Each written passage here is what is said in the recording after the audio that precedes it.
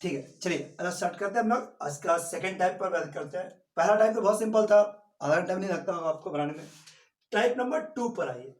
अड़ेगा type number 2, देखो type number 2 भी easy है। नेक्स्ट टाइप आपका इन्फिनिटी बाय इन्फिनिटी फॉर्म। ये तो जब 12 में आप पढ़े तो भी आपके लिए आसानी था।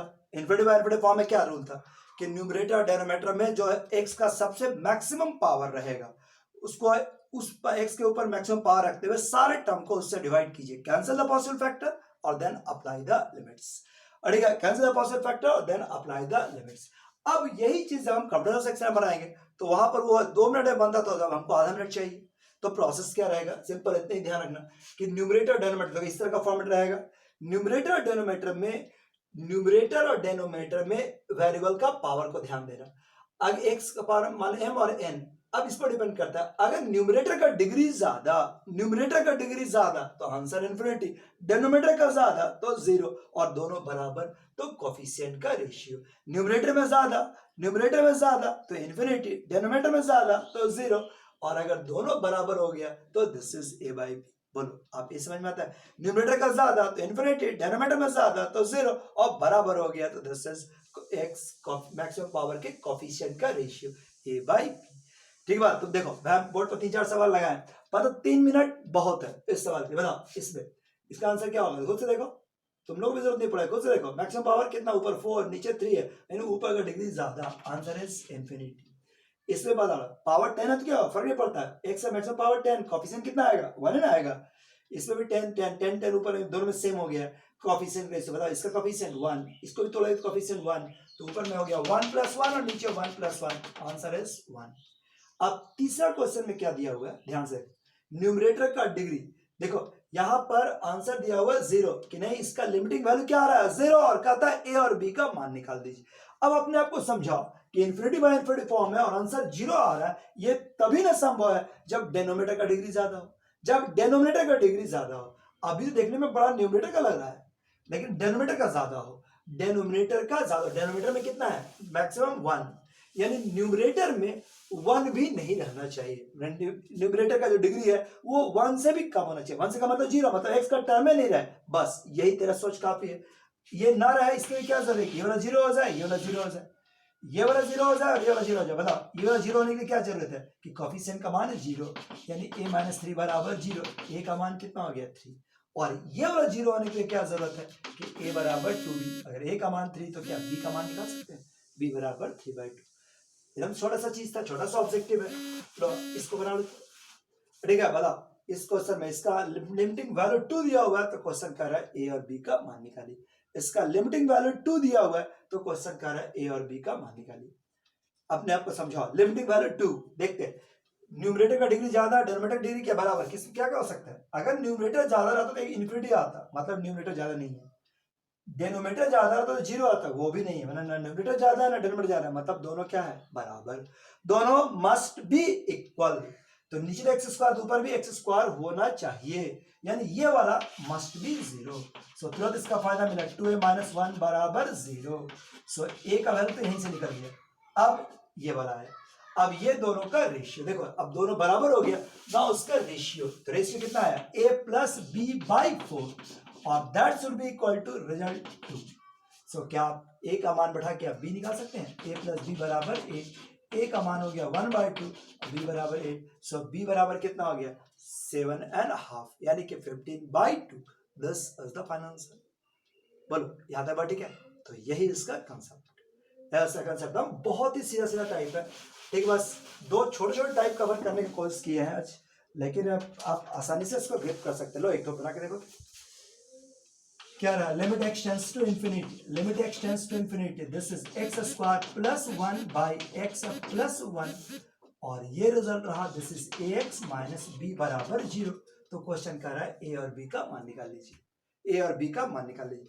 ये दिया हुआ है इतना बराबर 0, तो a और b का मान निकाल। अब ध्यान से देख लेना क्या चाहिए, पहले एलसीएम, तुरंत आप इसका एलसीएम ले लो। Limit x tends to infinity, x² + 1, अड़ेगा एलसीएम लो तो ax² - ax - bx - b, और बराबर x + 1 = 0।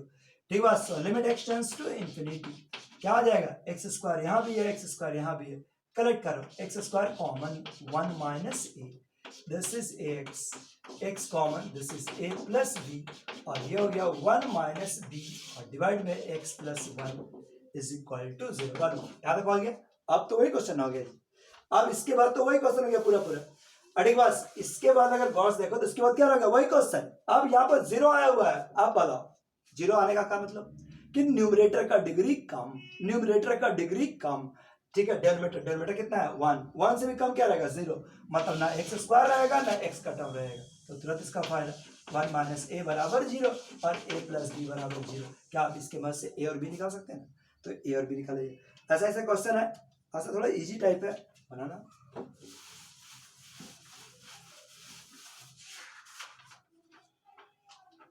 तो ये वाला क्वेश्चन भी देखा होगा कहीं, limit x tends to infinity, limit x tends to infinity, this is factorial x plus 2। ये तो 12th लेवल का है, ये कंपटीशन का नहीं है। 12 लेवल का तब भी बना लो, अच्छा रहेगा।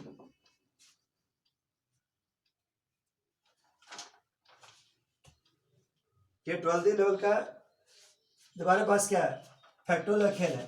अगर जानता हो तो ठीक है, x प्लस 2 को बाहर करेंगे, फैक्टोरियल टर्म को बाहर करें तो अंदर में एक कम x प्लस 1 जो छोटा है उसके बराबर करने का कोशिश किए, ठीक बस।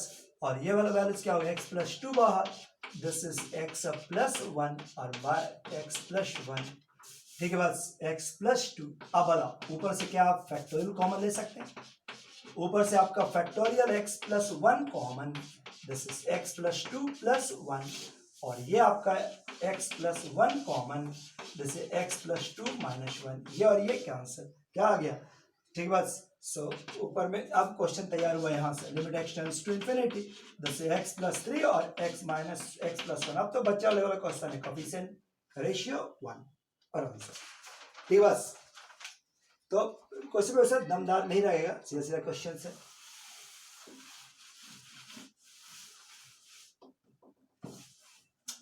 देखो एक क्वेश्चन है लैंग्वेज का, लेकिन तभी पढ़ते हैं। सुनो क्वेश्चन क्या बोल रहा है, देखते हो। If the arithmetic means of the product of all the distinct pair of positive integers which some is n is Sn। Arithmetic mean निकालना, अरिथमेटिक मीन समझ रहा है किसका, तो product of all the distinct pair of positive integer which some is n, ठीक है बात। मतलब n है, n कोई नंबर से, उसको दो पॉजिटिव इंटीजर के रूप में तोड़िए, दो पॉजिटिव इंटीजर्स के रूप में, मतलब कैसे कैसा हो सकता है, 1 और n माइनस 1, 2 और n माइनस 2, 3 और n माइनस 3, ऐसे ऐसे करके दिखा रहा है कि अगर दो पॉजिटिव इंटीजर्स है इस प्रकार का, देखो distinct pair of positive integer whose sum is Sn, ठीक बात। इसका इसका प्रोडक्ट निकाला जाए, इनका और इनका प्रोडक्ट, यानी क्या हो जाएगा 1 गुना n माइनस 1, 2 गुना n माइनस 2, 3 गुना n माइनस 3, बोलो यार बढ़ेगा n minus 3 pair of possible whose sum is n, ठीक है बस। और इनका जितना भी पेयर पॉसिबल है, ठीक है, उसका अरिथमेटिक मीन बोलो कितना पेयर संभव हो जाएगा, कितना पेयर संभव हो जाएगा। जैसे कि अगर हम लोग बोले कि 2 और n माइनस 2, तो इधर हाफ तक जाएगा, हाफ तक जा सकता है, ठीक है। तो क्या हो जाएगा, दिस इज n/2, माने n/2 पेयर बन रहा है, n/2 पेयर बनेगा, n/2 पेयर बनेगा जी। जैसे एग्जांपल ले लेते हैं, जैसे 5 है, 5 है कितना पेयर बन जाएगा, 1 और 4, 2 और 3, 3 और 2, 4 और 1, 4 और 1, ठीक है। ये दोनों एक ही पेयर ना हो गया, ये दोनों एक ही पेयर हो गया, मतलब 5 है तो 5-1/2 पेयर बन रहा है। डिपेंड करता है कि ऑड और इवन। अगर मान लो 6 रहा, 6 रहा तब कितना पेयर बनेगा, 6 रहा तो तुम्हारे पास 6/2 पेयर बनेगा, मतलब n पर डिपेंड कर रहा है। ओके, n इज इवन तो n/2 पेयर, और अगर n इज ऑड, अरे बस n इज ऑड तो n-1/2 पेयर बनेगा, ठीक है। जो भी लो एक तो हम डिस्कस कर लेते हैं। मान लो ये n/2 पेयर बना, n/2 पेयर बना, तो इनके अरिथमेटिक मीन, तो अरिथमेटिक मीन कैसे निकालता है, इसका सम डिवाइड बाय n/2। 5 टर्म का अरिथमेटिक मीन क्या, पांचों का सम डिवाइड बाय 5, 3 का अरिथमेटिक मीन क्या, तीनों का सम डिवाइड बाय 3, तो n/2 इसका सम। और इसी को क्या बोल रहा है, Sn, और तब आपको इसको ऑपरेट करता है। ऐसा क्वेश्चन तो बनाए हुए किया सीरीज वाला क्वेश्चन हो जाएगा, ठीक है। टाइप बना लेना, आज के इतना ही काफी है, थैंक यू।